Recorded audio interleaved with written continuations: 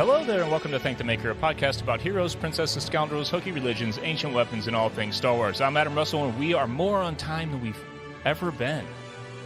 Am I wrong? Well, I'm Mike Forster, and I'm not a rock star, and that's probably why we are on time tonight, because we are less rock star for a lot of reasons. One, as we celebrate our co-host, Nick Gambarian of Bayside, who is on tour right now, and also had a new album come out last week. Which is great. Did you get a chance to listen through it and rip through it? I have not yet. I'm really bad at listening to new music, and I'm a terrible friend. This tracks. I'm just like, I have such a backlog of podcasts I'm trying to catch up with, TV shows and everything. So finding the time where I'm also in the mood to like take something in and really absorb it is tough. First world problems. I don't know. I get that. Well, if you sit at a desk like I do all day, which I know that you don't, sometimes you do. Sometimes. I do on Wednesday nights. I tend to I'll rip through an album, and being of course the music model of the way that things are released these days, there's a significant amount of songs that we've already heard off it, but there's some other songs that we have not heard, and I keep saying that Bayside's probably making the best music they've ever made right now. Fight me in the comments if you want, but I don't think anybody will, because they're crushing it. And our dear friend Ryan Key is also doing things right now too. Yeah. Oh, he's doing a secret thing right now. We can't talk about that. Yep. Right. Yeah. I would agree that Bayside's making the best music they've made ever, just based on like the handful of songs that they've put out that I have heard in the past couple of years, like since I've known Nick, basically. Yeah.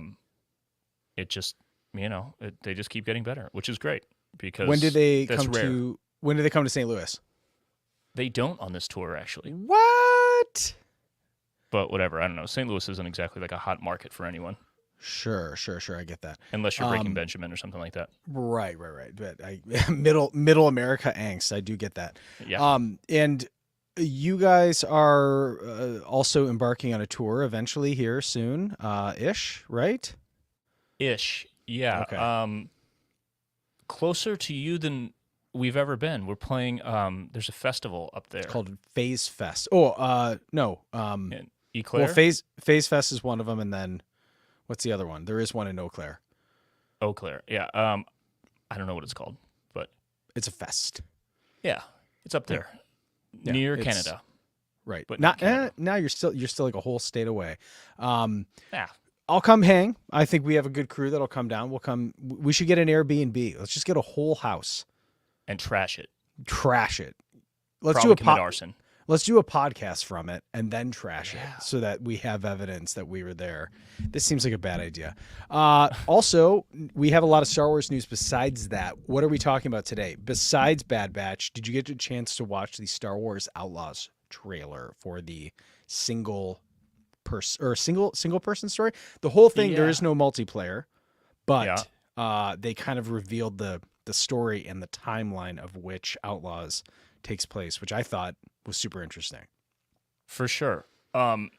It's like a, the name says it all. It's like a scoundrel kind of thing. You get involved with crime syndicates, all the crime syndicates that we know, and it looks like, is this confirmed that is that's Kira representing Crimson Dawn?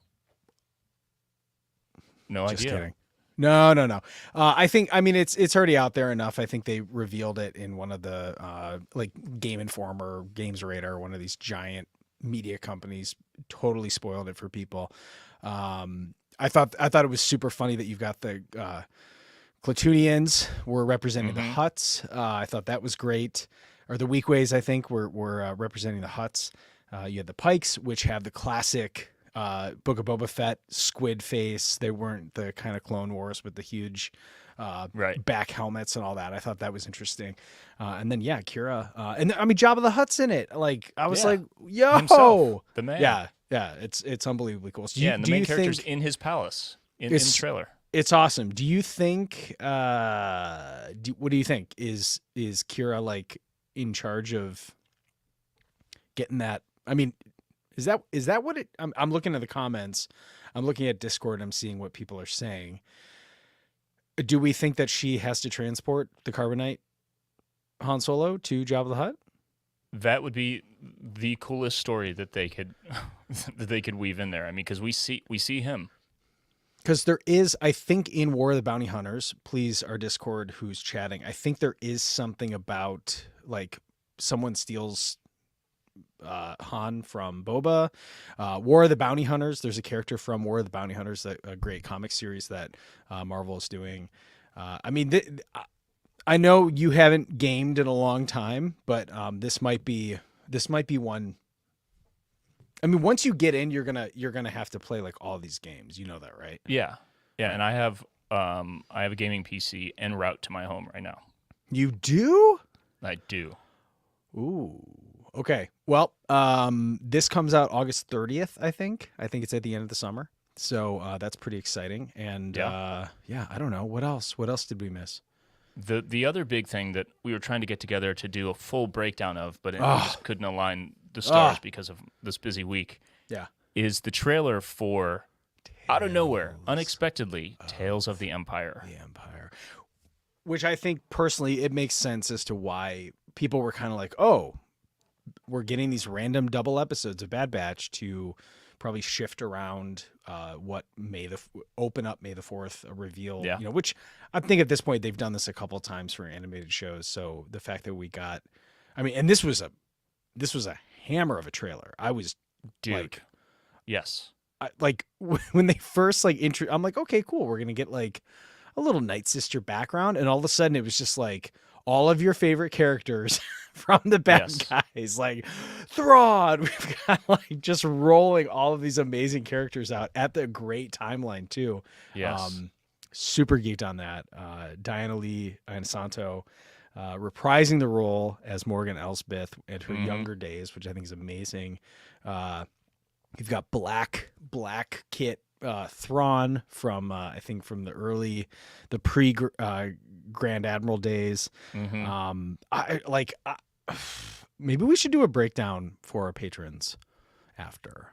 Yeah, maybe might we as can well.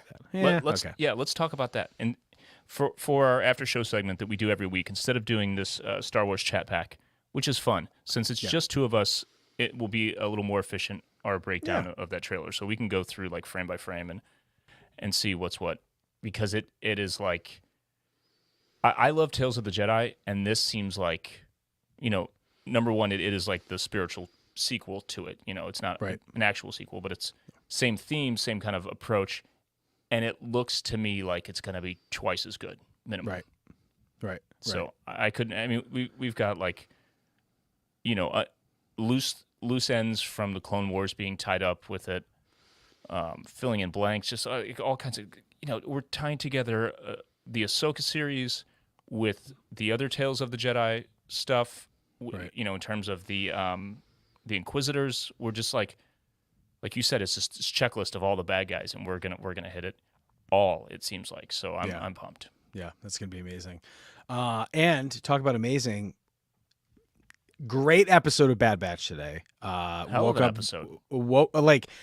I posted yesterday, and please, if you're the Star Wars marketing person on social media, do not be mad at me. But they constantly seem to do this where they drop like probably what should have been today's promo, the day before, because it was like out now, available now to watch, Bad Batch. And I'm like, oh yeah. Did they just? I literally clicked on Disney Plus to see if they just like blanket fire sale the rest of the season, just in case of that what was happening. But indeed, it was just more promo that went out a little too early.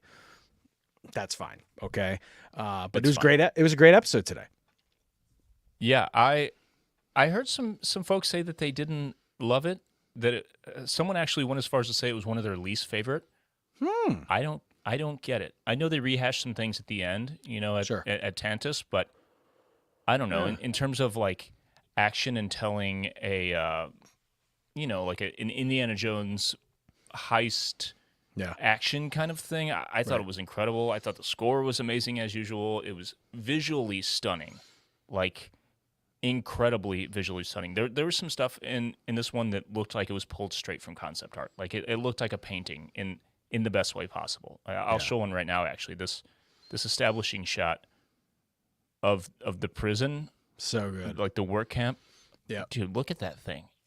It's like a painting. Like they said, no, screw it. It just looks good. Just use it. Throw the tank on Sure. it. You know, Yeah, like they were like, who's this Christian Alsman or someone, Doug Chang, Yeah. you know, oh, okay, this looks amazing. Anton Grander, someone. paste, render. Right. Yeah, right. Just good. Just add and then just animate a little bit of the the little juggernaut going through there.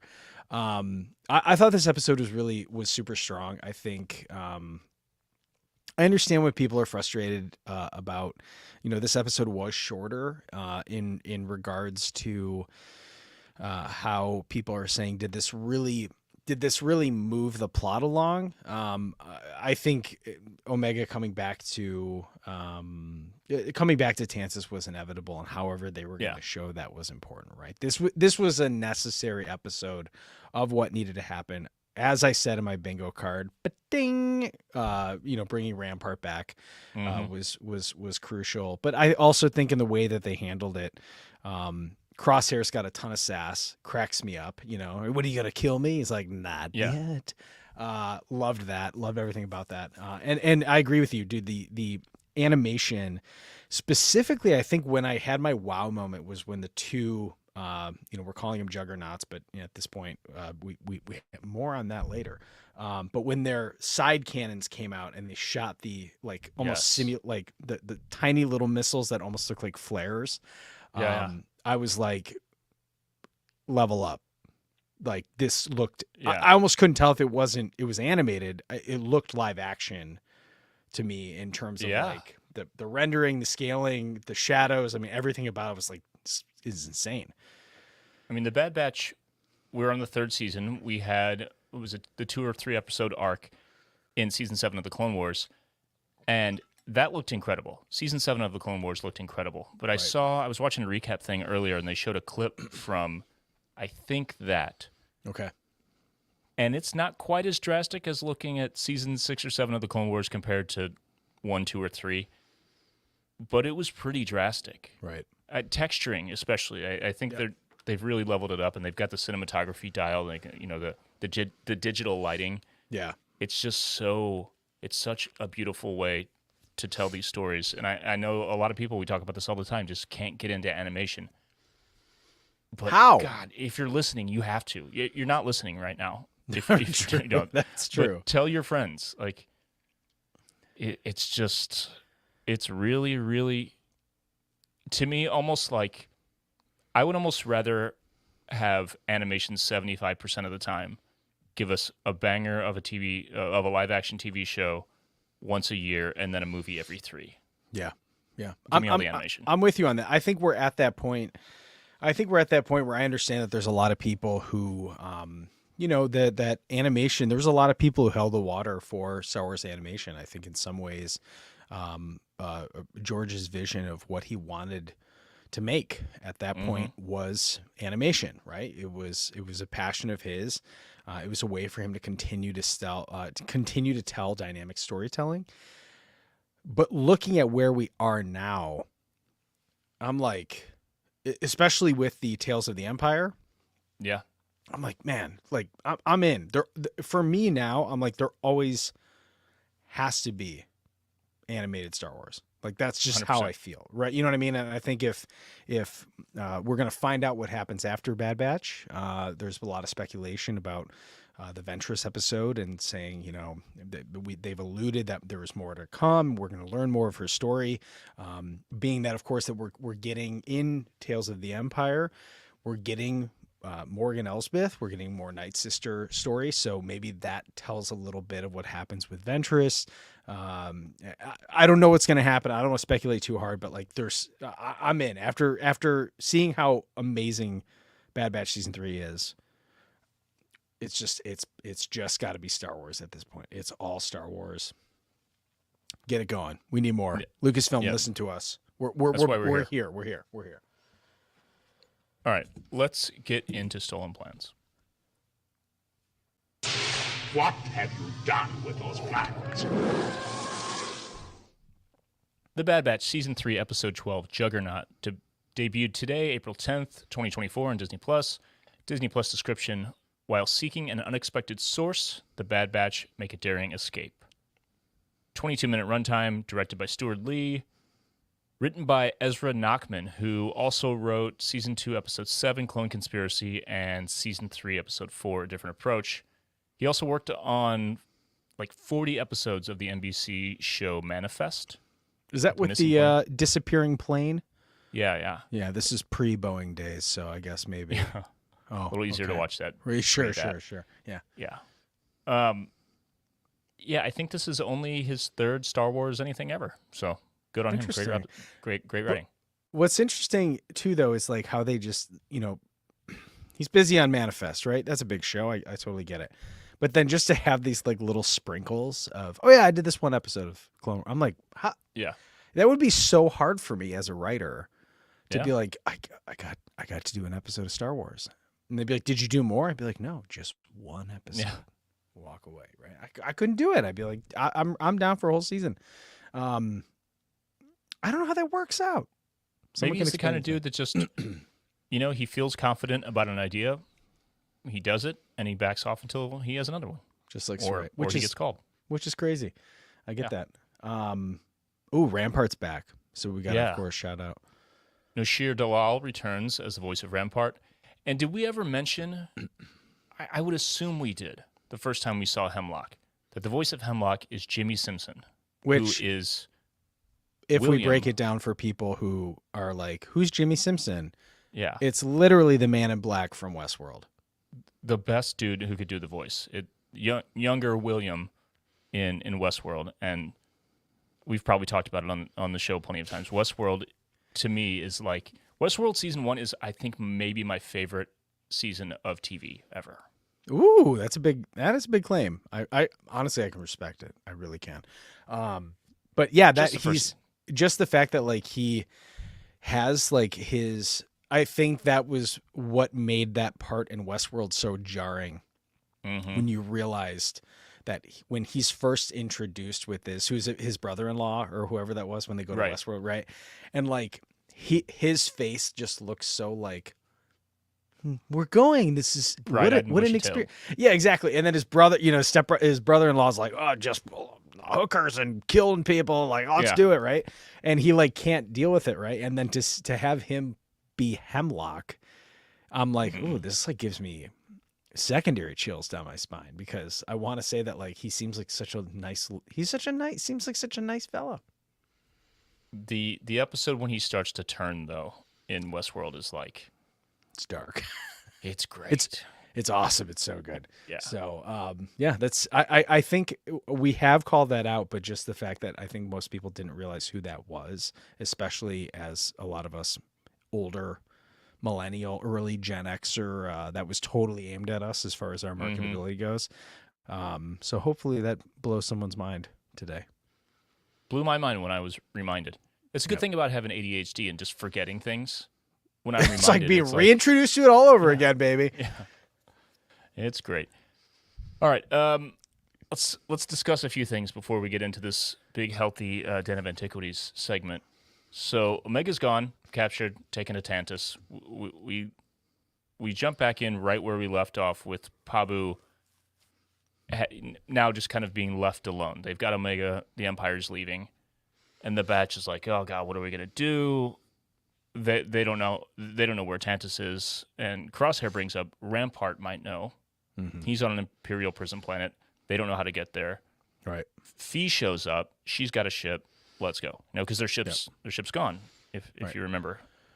Did you feel, Adam, like Crosshair almost intentionally withheld information?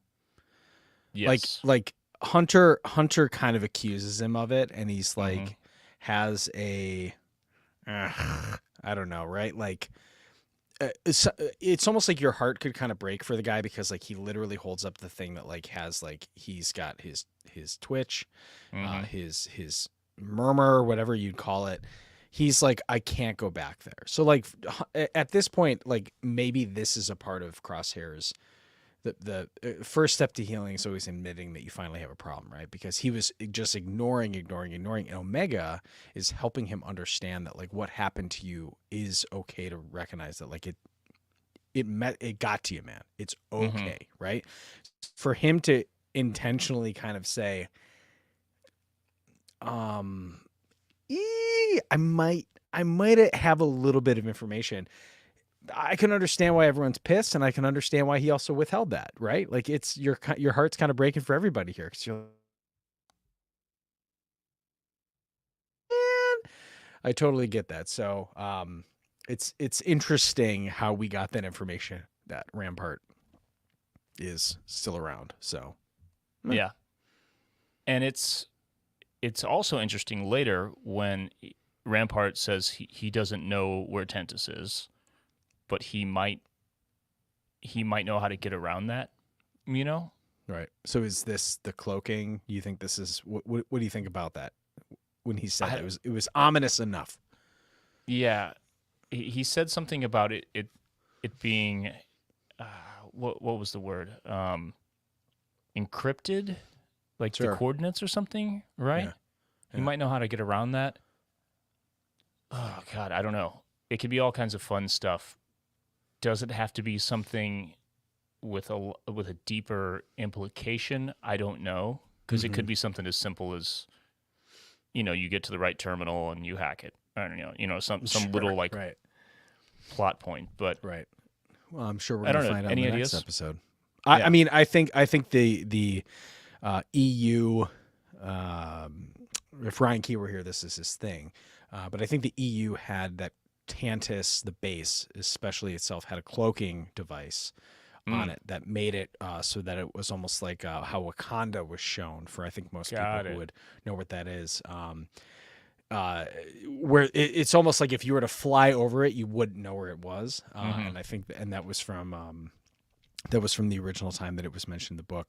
So I could see that happening. I mean, I think we haven't at some point. I think it would be too fun for them to kind of tease that.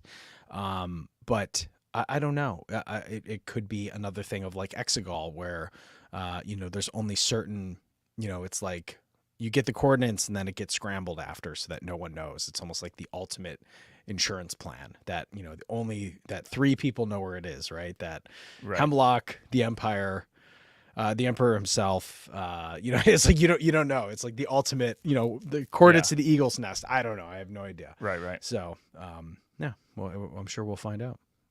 Well, I will opt out on reading the Wikipedia article on any of those old Thrawn books. Sure. Those EU books, rather. Sure. I just like to be surprised, so I'm going to wait. Sure. So, on Tantus, Emery Carr, she's testing Omega's blood. The reluctance is apparent now. It's pretty prominent. She gets a positive result as usual.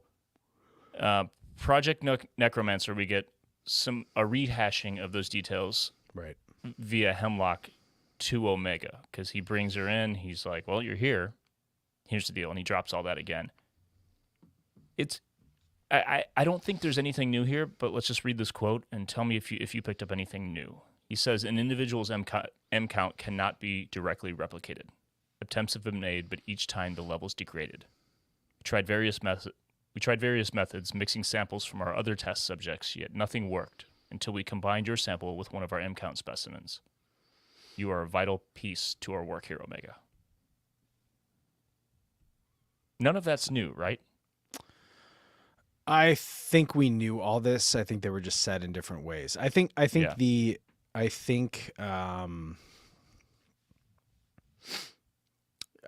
knew that midichlorian counts could not be cloned, essentially, right? I think we had understood that the living force and all of that is individualized. It's not something that can be manipulated by a direct. It's almost like a direct insult to what the force is. And so I think this idea of mixing samples with other test subjects, combined your sample with one of our N count specimens. So now it's once again gets back to this conversation of, is Omega's body essentially just a supportive transport for going from one force user to another. Yeah. Which, if you are growing another body that is able to accept midichlorians, say a Snoke looking thing, that's a pretty damn good way to transport. So, and I think this is interesting about it, because saying directly replicated, we think back to when Snoke is introduced in those tanks. You have Palpatine saying, I created Snoke, right? Yeah. I made Snoke. There were times where I think we had speculated, was Snoke a failed clone, right? So technically that still could be true. Yeah. I'm very interested to see exactly what that is. Then we're speculating about the Phase 1 Dark Troopers, that they needed Gideon, needed to have a human in the suit, and needed to have someone with the Force in the suit. We are going to get some answers very quickly here. Bring it on. I just pulled up the quote from last episode, Hemlock telling Emery as he was bringing her in, and it is almost exactly the same. It's just different context about Nala Se knew of another way. That's why she aided in Omega's escape. The young clone's blood was the only binder that's proven to be compatible with their DNA to recreate their M count levels, and why Omega must be found. So yeah, it is a rehashing, but it does lead to, as predicted, Omega meeting the Force-sensitive children, and the last two lines that Hemlock delivers to her before this whole thing ties up is, "They are the rest of the puzzle, and this is your new home." Oof. Rough. The way what's the other kid's name? Jax is one of them. Jax looks up and he kind of is like, "Oh, another kid," and I'm just like, "Oh man, Yeah. that was bad." That's rough. That was really bad. But if there's anyone who's going to be able to get out and figure it out, Yeah. Rally the troops. it's Omega. Yeah, she's the one. Omega. There was one other moment that I can't remember specifically, and I meant to write it down, and I of course didn't. But it was a great follow-up to Crosshair. Remember last week we talked about the role reversal, where Omega told Crosshair, "Look, this is the only way. It's the only way for this to work." He says to, I think, Wrecker. Wrecker says something like, "I can't believe we just let her go." And he says something like, he says something about, she saved all these people's lives, essentially. Sure. He didn't want to accept it in the moment, but now he does. And I mean, this could be minutes later, but nonetheless, it's like the teacher, the student becomes a teacher, and so on, and it just keeps rolling, where they had this better understanding of each other, and they're teaching each other, and it is, to me, as cool or better than the tech character arc, Sure. and the relationship building, and the up and down of that. So again, it's just all teeing up this big, beautiful, terrible tragedy of Crosshair dying. It's gonna happen. We all kind of know it's going to happen. It's something I feel like we're getting closer and closer. This was a shorter episode. I'm like, get me to next week already, because I think we're gonna get juicy next week. I think it's gonna happen. I'm excited about that. So we got to get into this den, though, man. This den is big. It's deep. Let's do it. For over 1,000 generations. It is the Darksaber. Run, gosh. It's a Calicori. A Sith Wayfinder. Dark science. Cloning. Secrets only the Sith knew. The Den of Antiquities. Bad Batch. We are in a lot of Imperial stuff this week, which I think is great. I have to, I think for the patrons who are going to really enjoy this next section here, Adam went off in the den this week. So I would like to, of course, shout out to Adam the Skull for doing this work, because there's a lot of stuff in here. But let's first get into it. In the Imperial work camp, where Rampart is imprisoned, there's an Ugnaught that breaks a valve and an alarm goes off. Do we have that sound? It goes like this. Okay.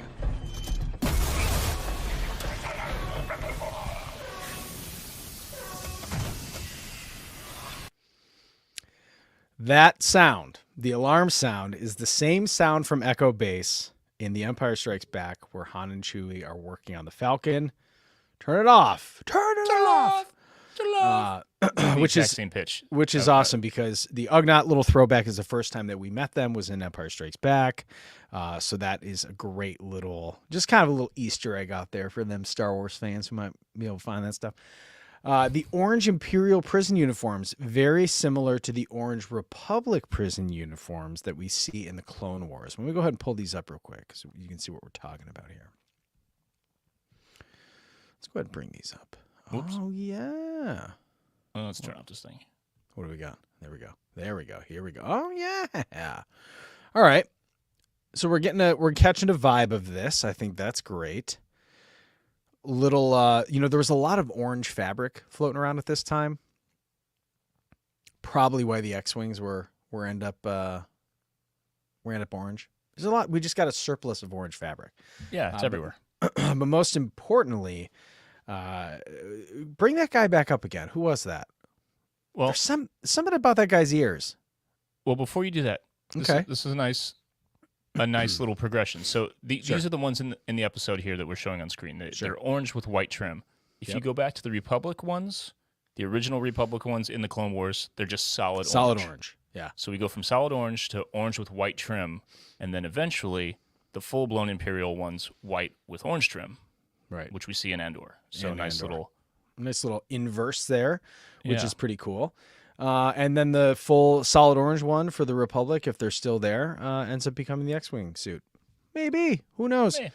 When the prisoners are first being loaded into the Juggernaut transport, you can briefly see a prisoner at the end of the line that looks a heck of a lot like a Lasat. And if you're wondering what a Lasat is with these funny big ears here, our favorite Lasat is Zeb Orrelios from Star Wars Rebels. And in The Mandalorian Season 3 that we saw him in the pilot hangar, Lasats have they have a pretty, there's different, their faces are a little bit different, their bone structure is different, but they're kind of their telltale sign is those big pointy ears, right? I would say so. It could also and the mouth be really low, the jaw thing is kind of distinct. They kind of got that like upturned bat nose. So I think this is pretty safe to say this is probably a Lasat in this, which I love this. I think that's great. Now the other thing is that it could also be a Lutrilian, which first appeared in the Mos Eisley Cantina in A New Hope, briefly in the background. I think we recognize these characters. This is the Rick Baker squad that he had. He was responsible for a lot of these costumes here that many of us know from. You can see almost like a little. What I love about this is you've almost got this little Trandoshan right down here in the front that didn't get a whole lot of love, but this is an incredible photo here. Especially because I know that the bat has a name, but I just love the two hands on the drink. It's fantastic. The Lutrilians were featured prominently in season 4 of the Clone Wars, the Deception arc, where Obi-Wan went undercover as the bounty hunter Rako Hardeen. I think that was his name. That was his name. In prison. So we can see that these characters have a long, long life within Star Wars, starting all the way back to 1976 when it was filmed. I love everything about this. This was a Tunisia spot. Unbelievably cool. Yeah, man. Star Wars This is a cool. tough call, man. I do like Star Wars. I think it's a Lasat. I really want it to be a Lasat because this would be the first on-screen appearance ever, aside from Rebels and Ahsoka. But the only thing is that's making me lean towards two things. It's making me lean towards Lutrilians is one, see this, for anyone who's watching on the left, this animated shot of this Lutrilian in prison. He got those ears. There are a bunch of Lutrilians in this prison. Maybe they're just always getting into bad stuff, or they're just always being oppressed. Most likely the latter. Here's the kicker. Lasats, we know, have those big... They kind of walk on their toes, you know? Right. So they have those big strange feet. If we look at the wide of this shot from the Bad Batch, look at the feet down Sure. in the bottom right corner. Sure. Those are Yep. pretty human looking feet. Yep. Okay. And then it looks like we also have a who oh man, like what are those other characters in there? That looks like There is a Trandoshan and there's a Ponda Baba. Pundababa, yeah, whatever that species is. Aqualish. Yes. An Aqualish. Yeah, okay. I can back it. I can back it right there. Yeah, all right. With that evidence, But what do the feet of Ludrillians look like? I don't think we even know. I'm assuming Because they're so obscure. not like Lasat's. But it That's also interesting. looks like they just copied and pasted this same model for these Just- prisoners and just put different heads on them. Entirely possible. So it could be an oversight. Here's the last thing about the Lasat, the look of a Lasat. What is this? What are these? We're looking at the Where's slide right this now. from? I just searched Lasat Star Wars and searched Lasat live action Star Wars, and there's a shot of these three very, very furry, seemingly short, Lasat-ish animals that they look like. I say animals. They I don't know. They're just so bizarre looking. They almost look like a Planet of the Apes costume mashed up Yeah. with a bat, mashed up with the Macquarie original sketch version of the Lasat. You know, that was going to be Chewie, but then got saved and reused Right. for Rebels. I don't know what this is. So They're not gosh, wearing clothes. That's the weird thing. This is weird. Where the heck are these guys from? I didn't do Like, a Google the- image search, like reverse search with this, which I should have, but I mean, it's a. I mean, this is what I'm talking about. People love being on our Discord right now and talking about this because the Lasats have. I mean, they do. They have the four toes, and they kind of stand up like they're almost like ostrich feet, right? Like they have like almost like the back angled. Right. Their tendon is in the back. It's not in the front. But I cannot find out where this photo is from. What is this? It's giving me the Well, creeps. it's on an alternate wiki, and Physics Buddy Joe in the patron chat just posted it.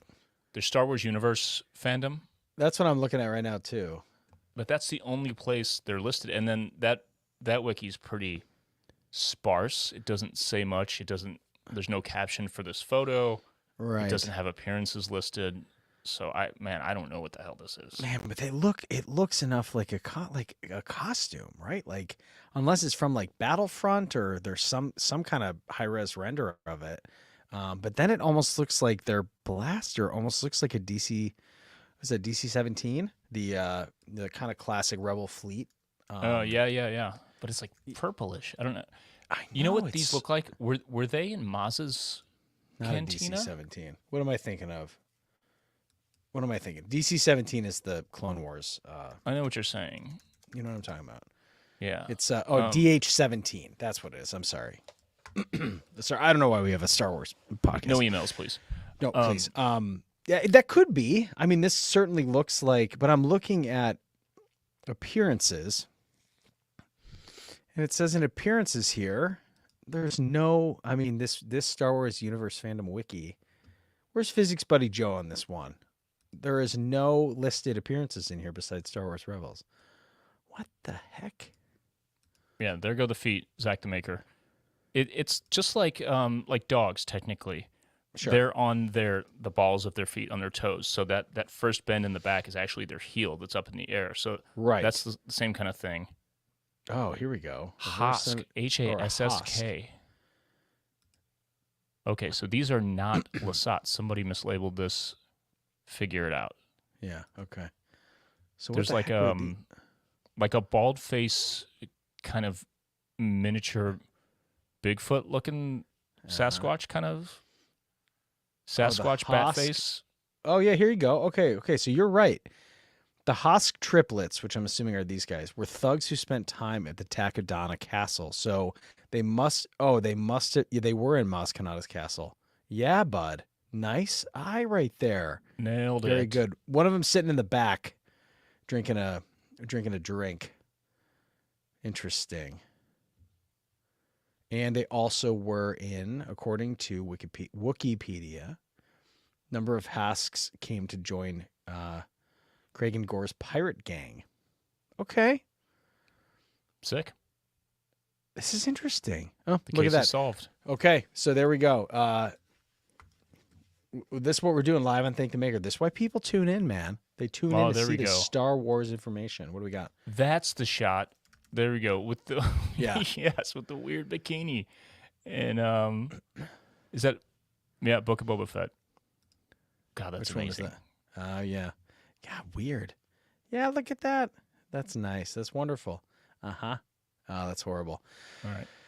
Well, look at that. Look what we just figured out. All right, let's get into some tanks, man. I want to talk about some armored transports here. Let's get into this. It's tank talk. The Juggernaut Turbo Tank Transport is featured pretty heavily in this episode, and there's a few different models that we actually see. Now, naturally, we all say Juggernaut because we're assuming anything with big wheels and kind of a long, slender body is a Juggernaut, but that's not actually true. Here we go. Let's break some brains here. The model in this episode is the same one that K2SO and the Rebels rescued Jyn from on the planet Wobani in Rogue One. It's a very quick shot, blink and you miss it.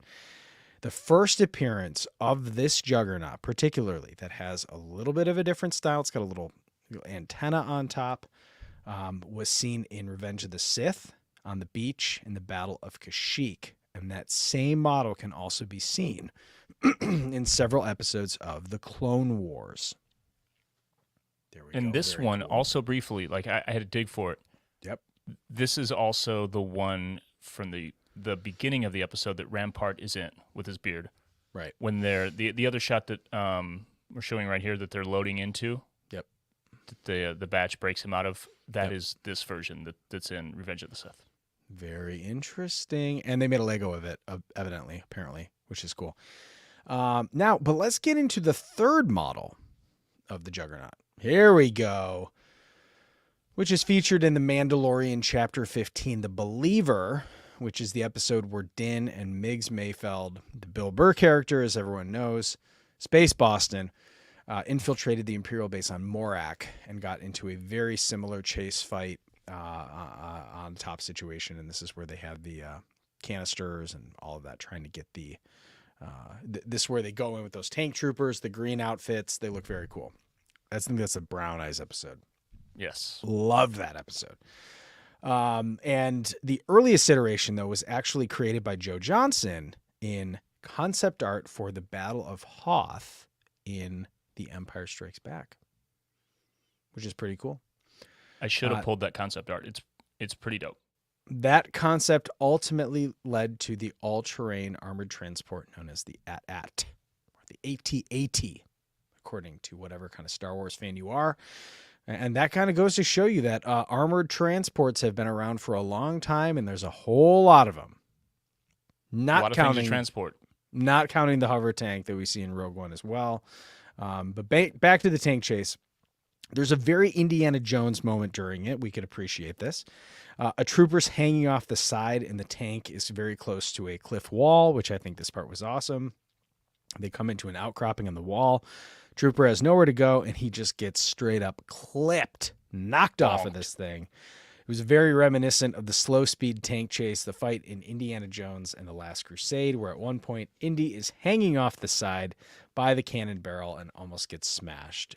I also think about it in terms of when Han is hanging off the back, or who is that? I think that's actually Chewbacca in Solo when he's like hanging off, which I think was also a reference to Indiana Jones. Yep. The chase also reminds us of the fight on top of the train in the Dial of Destiny, where Mads Mikkelsen's character gets clotheslined by that pipe right before they go, I think, into the tunnel or whatever. I can't remember what happens, but that was a great. I mean, that chase scene, that fight on top of that train was also like 15 minutes long. So right, there were certainly a lot of moments during there. What's pretty cool is there's a great moment when Fee shoots down the ship and dives down into the planet, and you could see Hunter's helmet float off the dashboard because they're in a free fall, which I love that little detail right there. That was pretty cool. Attention to detail. Which you got to appreciate Fee on that one. They're like, you're going to get tracked. Like, what are you going on? She's just like, yo, turn this thing off. And everyone's like, oh, which I thought was awesome. That was super fun. And that's it for the den. I think we went pretty hard at the den today. Nice job, Adam the Skull. Very good detective work in here. We figured out new species. We figured out that the Lasats are not two biped regular shoe-wearing people. No sneakers for them. No sneakers. Size 24s, maybe. So pretty cool. This was a good one. I like this one. Dude, honestly, my favorite part of prepping for these episodes is just doing like the not forensic. It's like I don't know. It's like archaeology in the library. You know what I mean? No. I love it. I love going down these rabbit holes and learning all this stuff. And then we get to present it to you folks, and then you get to tell us when we're wrong, and it's great. Yeah, it's awesome. All right, bingo card results. Like Mike said earlier, Rampart returning. That's a square for Mike. Uh-huh. Nothing else from this episode for any of us, but patron physics buddy Joe did bring up a good point in the Discord the other day about my prediction that one of the Bad Batch would sacrifice himself to save someone. And I left it very vague, figuring this is going to happen. It was kind of a layup. You made a great point. Omega is a part of the Bad Batch. She is a member. And she did sacrifice herself to save someone, although not her life. Sure. She sacrificed herself by surrendering to the Empire on Pabu. So, do I get it? Do I get the square? I'll give you a point. All right. I accept. I graciously accept. Go ahead and pating that one. Let's go ahead and do it. I like that. You know what I mean? Also, realistically, like our squares have been so boring lately, we got to spice it up. Yeah. You know what I mean? So let's just go ahead. Go ahead, Adam. Spice it up. Hit that free space while you're at it too. Go for it. I'll take it. Yeah. Okay. Stamp it. Yep. Let's get into some patron comments. I want to talk about this. I want to know our favorite moments from these episodes. I love you. I know. Favorite moments, favorite quotes, favorite scenes, etc. Well, Maddie Gunner says favorite moment: the Dukes of Hazzard jump in the turbo tank. Yes. Of course. Favorite quote: Crosshair's callback of "You remembered me, how touching," from the Clone Wars. I thought that was awesome. Kai says all of Rampart's antics were his favorite. It was very satisfying watching a former Imperial Admiral be reduced to a joke wearing orange after his war crimes. I like that. It's weird in a way that the Empire is like, we're going to take someone that did terrible things for us, which we'll gladly accept your efforts, and then we'll put you in a work camp and reduce you to nothing, which I'm like, oh my, like, how bad can it be? I think it's pretty cool that Physics Buddy Joe has already put GIFs from today's episode in there, which I think is fantastic. And it says that it's clear that Tech meant a lot to Fee. When Fee says, Tech told me all about, you must be Crosshair. Tech told me all about your sparkling personality. I thought that was fantastic. My nerd story says, honestly, the whole episode is my favorite moment. After the double gut punch from last week, it was nice to have an episode like this to pick us up. This episode would have fit nicely into the Fast and Furious movies. We just need Dom Toretto showing up to tell us how important family is. Which I love that. Who needs Tantus when you got family? It's family, Brian. I love that. I think that's great. So, Adam, what about you? What do you think, man? Favorite moment, favorite scene? What are you thinking? The chase once they got onto the the ever narrowing road on the edge of the cliff. Yeah. Was probably my favorite sequence. It was just really expertly done. Classic like Indiana Jones style chase. But my absolute favorite moment, period, was Wrecker tossing Rampart's limp body like a rag doll up onto the ramp. I laughed out loud so hard. It's just a rag doll, like, right? Yeah, just and he started to slide, and he just had to snatch him up. Right, and you know that Rampart like woke up from that and was like, "What happened to me? Yeah, bruises my everywhere. neck, Yeah. like my face. What happened? That was love pretty good. That was pretty good. Yeah, I think my favorite. I think it was pretty obvious at this point. I'm certainly not going to side with Hemlock's mischievous way of introducing Omega into the other with the other child prisoners, but I think just the really celebrating the animation team on this episode, just what strides we are making in Star Wars animation. I think we have a listener or two that's been part of the animation team. I know that Scott Centeno listens in when he can, and I think and they've always been super nice to us in regards to just giving us like some little like Easter eggs or being like, "Ooh, you caught that, fantastic." They're awesome, and so I want to of course shout out to the creative team, the story team, the animation team for doing all this, because like these episodes are so good, and I'm just like the importance of these. It does kill me to know that there's not a ton of people that are watching Bad Batch, and I don't know, like, or watch this, and I'm with you. Like we talked about at the top of the hour. How are you missing this? Like, this is so good. Yeah. So shout out to the animation teams, creative teams, for bringing this to life, because this was one of those episodes where you got to look back and go, "Damn, we made that look real good, Real good. real good." Beautiful work, folks. All right, we're going to go ahead and wrap up.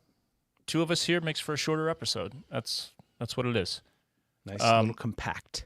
But it was great. We loved it, like we keep saying, and we're stoked for the next 3 to wrap this thing up. And by all reports, it is brutal, a brutal emotional ending.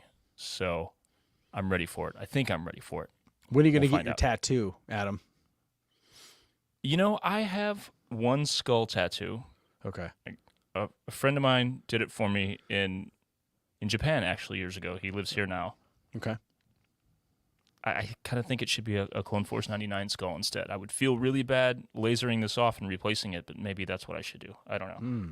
Okay. Um, Maybe but two I think skulls. that's the way to go. Sure. Maybe. Okay. Yeah. Maybe a pair. Entirely possible. Entirely possible. Anything's possible. Anything else we got going on in July? Maybe maybe some other news happening in August. Anything going on? We do have 2, Oh, for the first time ever, simultaneously 2 Mosh Isleys booked. Tickets are on sale for 1 now, being San Diego Comic-Con weekend, July 26th. very fun. That is selling quickly. The VIP private pods are sold out, but there's plenty of VIP Cantina Hour tickets available still. So go get that at moshisley.com, and sooner than later we'll be putting tickets on sale for Atlanta, which will be what is that? August, very last weekend of August, as it Dragon date? Con. Yeah, Dragon Con. And so weekend. it's the Thursday before Dragon Con, which kind of kicks off Dragon Con. So we had a lot It's of a people kickoff that party. Yeah, 100%. We had a lot of people that are very in love with Dragon Con because it's a unique con. It's very focused on costuming and cosplay and all of that, and it's a little more loose. There's not as it's in the I think it's in the same hotel where they filmed Loki. I think one of the TVAs, right? And Atlanta's a really cool town, and so our party kind of kicks off Dragon Con weekend. That's on Thursday night, and I don't think we're going to give away a theme yet, but I can certainly say, make sure you've got your helmet. Yeah. All Yeah. right. Let's You just should say prioritize helmets. that. Helmets are very cool. We really love helmets. And of course, if you're following along enough to know that, if you probably haven't figured it out, Mosh Isley, San Diego is without a doubt playing fully into the Fighter 10 USA. Bring your pilot. Yes. Get switch from guns to blasters, do whatever you got to do, right? So make sure you're ready to fly. We are working on some behind the scenes stuff with our friend Jason and Kiefer and Ramey. What they are making when we reveal this, I think is going to blow people's minds. Yes. Dude. You haven't even seen the render from the changes we made yesterday, I guess, with Kiefer. Or day before yesterday, whatever. Yeah. It's really subtle, Right. but we made a little. I won't even move my hand in a way that makes Yeah. gives anything away. Not too It's much. so good. Yeah. All right. It's so awesome. moshicely.com. Go get tickets. Be there. If you can't make it to San Diego and you're anywhere, I don't know, if you're anywhere in the world and you can get to Atlanta, Dragon Con's going to be sick. I hear the parties at Dragon Con and the costuming is just completely on another level. So be there with us. Hang out. And that wraps up this week. I think we'll have Ryan next week, but Nick's still on tour, right? Yes.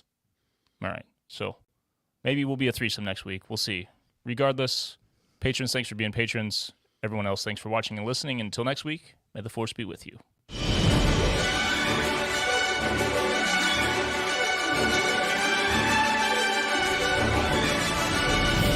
If you enjoy Thank the Maker, you can support us by following and leaving a review on Apple Podcasts, Spotify, or wherever you listen.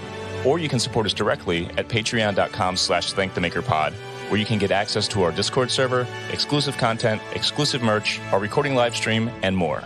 Our patrons quite literally make Thank the Maker possible.